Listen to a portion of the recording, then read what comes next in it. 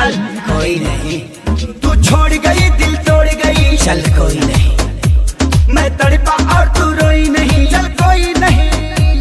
अब तेरे लिए मैं रोऊं सारी रात ना मैं सोऊं, अब तेरे लिए मैं रोऊं सारी रात ना मैं सोऊं, ऐसा रीजन नहीं। तुझे क्या लगा मुझे छोड़ देगी और मैं मर जाऊंगा? घंटा तू लड़की है कोई ऑक्सीजन नहीं, तू लड़की है कोई ऑक्सीजन नहीं, ऑक्सीजन नहीं।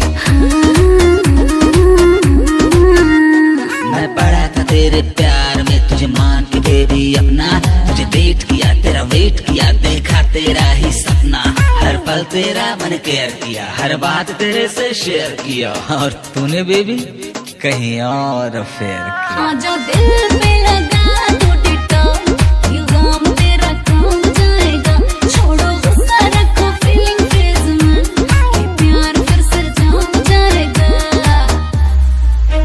रंग दी दिल की दीवारी वाइट पेंट से, तेरी यादों को धोया डिटर्जेंट से।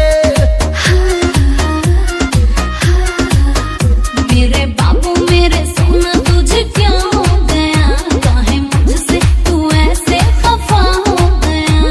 अब दिल से दिल ये मिले फिर प्यार के फूल खिले, ऐसा सीजन नहीं। तुझे क्या लगा कि तू छोड़ के चली जाएगी तो मैं सूखे पत्ते की तरह बिखर जाऊंगा? घंटा तू लड़की है कोई ऑक्सीजन